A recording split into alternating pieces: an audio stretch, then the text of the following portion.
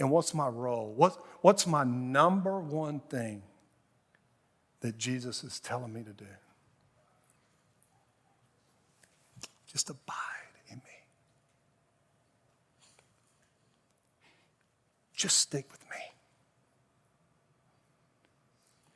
When you see when you see the chaos of messy people and controversy and confusion and craziness and you don't know what to do and this one's gone and this one said that and this one's doing that. He says, when you got all that going on, he says, here's all I'm asking you to do. Here's all I'm saying. Abide in me. He says, because without me, you can't do anything anyway. And everything that you think you're actually doing, it's no good. Just stop. Be patient. Remain in me.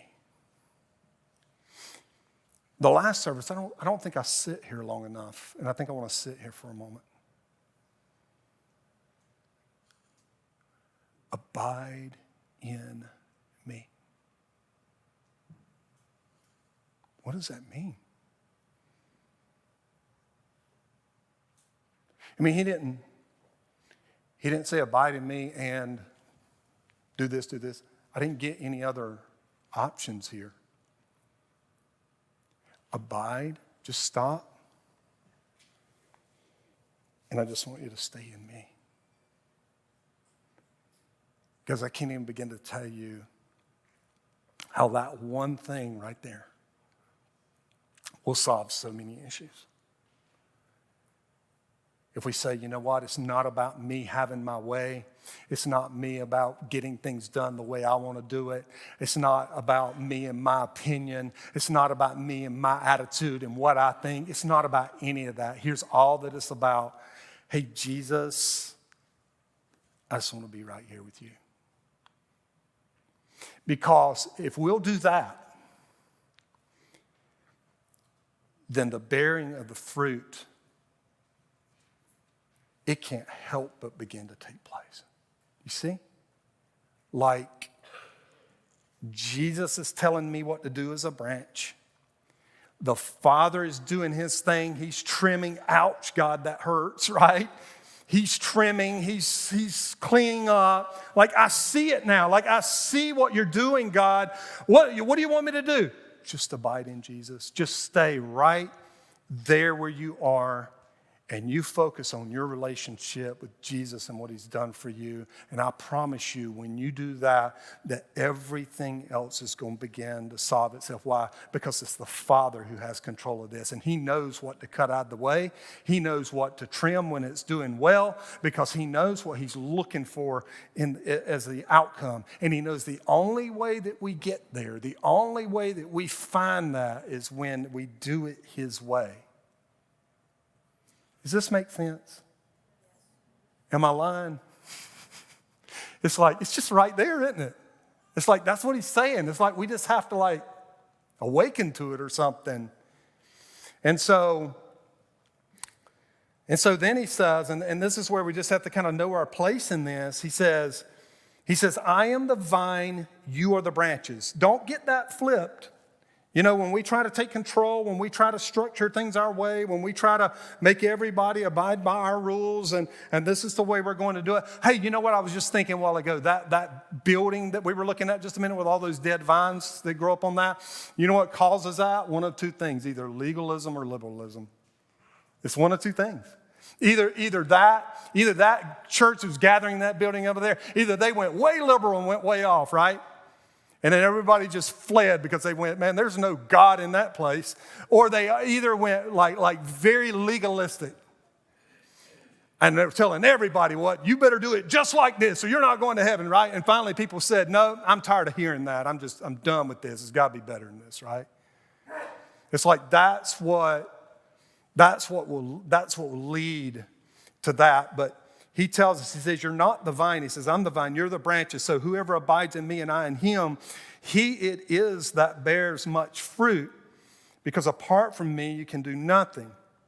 If anyone does not abide in me, look at this, he's thrown away like a branch and withers, and the branches are gathered and they're thrown into the fire and they're burned. So Jesus, the vine, he created us, the branches, and he created us for one. Think about this, guys.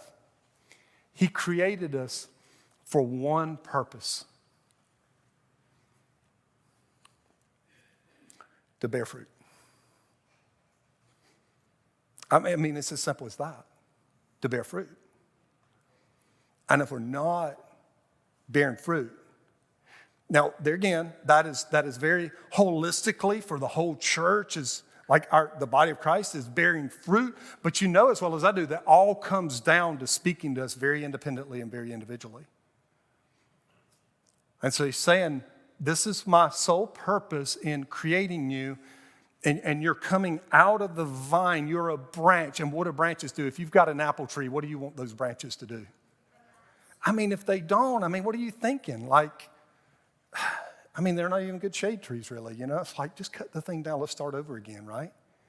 And then when they dry up, what do? You just burn them, use them for firewood or whatever, right? I mean, it's all very practical. It all makes a lot of sense when you see it. God goes, well, if you're not bearing fruit, then what good are you? I told you it would be some ouch moments, right? And you're sitting there in your mind, am I bearing fruit? Am I bearing fruit? I don't know. That's between you and God, right? But it's very important because you don't want to be like one of these dried up, like dead branches, and God is saying, you know, I'm done, you know? But that's what he's telling us here. It's like Jesus, he creates us for this sole purpose. And here's the thing. We're either in the vine or we're seemingly in the vine. Some branches die because they're not correctly attached to the vine. They just claim to be a part of the vine. They're like, it's almost like there's two vines growing up, and one of them's like that vine on that building, and you're a part of one of those, but you keep coming over here to this one and acting like and pretending like you're coming out of this one, but you're not bearing any fruit. And so what do those look like? You guys don't have to turn there, but I will put this on the screen. Look at this on the screen with me right here. Matthew 7, beware of false prophets who come to you in sheep's clothing, but inwardly they're ravenous wolves. See, here's what happens when you don't see what God's doing in all this. It's easy to get like deceived. So you will recognize them. Here's how you'll figure them out. You'll recognize them by their fruits. Are grapes gathered from thorn bushes? No. Are figs, do they come from thistles? No. That's not where you find them. So every healthy tree bears good fruit, and the diseased tree bears bad fruit. A healthy tree cannot bear bad fruit, nor can a diseased tree bear good fruit. Every tree that does not bear good fruit is cut down and thrown into the fire, and thus you will recognize them by their fruits. Let me ask you something. Is fruit important to God? It's like, I know I've sat through messages before where they talked about bearing fruit and all that, and I was kind of lost in the message or what. I'm like, but as I think about it, I'm like, this fruit bearing thing, this is a big deal with God. I mean, because he's like, man, if you're not bearing fruit, then what are you? What are you doing? Where are you coming from? What are you know, what's got to happen? Maybe I need to prune you a little bit, right? I mean, I hope it would be maybe he would take the time to prune me before he just whops me off and throws me in the fire, right? It's like, no, I'm a real branch, God. I'm trying to figure this thing out. And I think that's where a lot of us are. And I think that can be a really difficult place, especially if you come into an environment and you don't understand, you know, the bigger picture of what God can be up to. And so, like, fruit's like very important to God. But then there's benefits in being this branch. So he says, if you abide in me, and this is very important because we could take this easy out of context. If you abide in me and my words abide in you. See how Jesus lays it out? Because look, here's what he's getting ready to say. He says, you ask whatever you wish and it will be done for you. And some of you go, well, I've asked God for stuff, never given it to me. Jesus says, if my word is in you, doesn't he? So something about God's word is what has the ability to balance out what I ought to be asking for. Because it would be dumb of me to bow down right now and say, God, go home and bow down and say, God, please give me a Lamborghini. I just want a Lamborghini. Right? Like, why? You know, it's like, So it's not about it. And I'm not saying you can't ask God for things, but what God is looking for, how can those things benefit your fruitfulness? Do you see that? How do those things benefit your fruit bearing?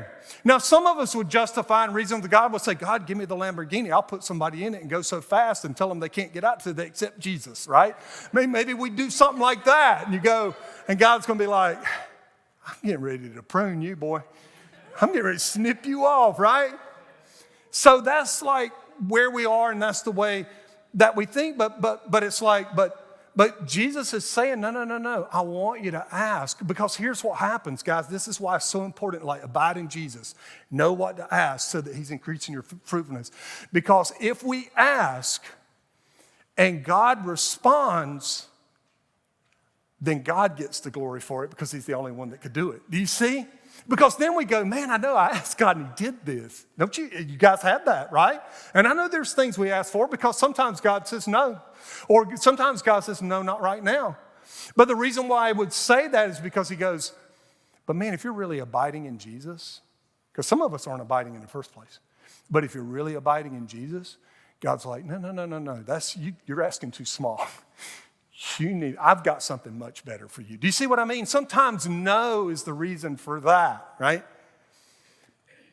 And so we have to take this and say, you know what? There is this great benefit that I have by abiding in Jesus. He's telling me to ask God for things. And if we don't ever ask, guess what? And if we don't ask, God never has the opportunity to respond, and then he never has the opportunity to be glorified for it. And so the cycle never begins. And so God says, no. You've got my word inside of you. Now begin asking me for things because you know what my purpose for you is. You know what I want you doing. I want you bearing fruit. So in other words, pray in a way that you're like, Jesus, use this to enable my fruitfulness. Enable my fruitfulness and enable the effectiveness of my fruitfulness.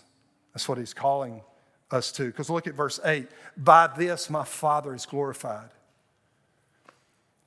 that you bear much fruit. He doesn't, how much? A little bit? I just want you to bear just one piece. If you just do one little piece, just share your faith one time with somebody, Maybe say a little prayer in the restaurant, every once in a while so somebody might see and they might think you're spiritual or something. That's not what he's saying.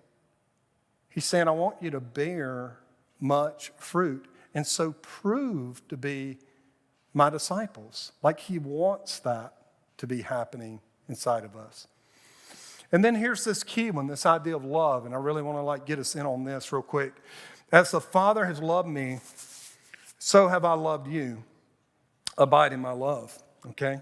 Now I'm going to tell you, most of us in here, we don't understand love. I promise you this world doesn't understand love. And there's a reason why, because this world doesn't have the ability to understand love like a believer does. And I'll explain this to you in just a second. But let's see what he says. He says, if you keep my commandments, you will abide in my love, just as I have kept my Father's commandments and I abide in his love.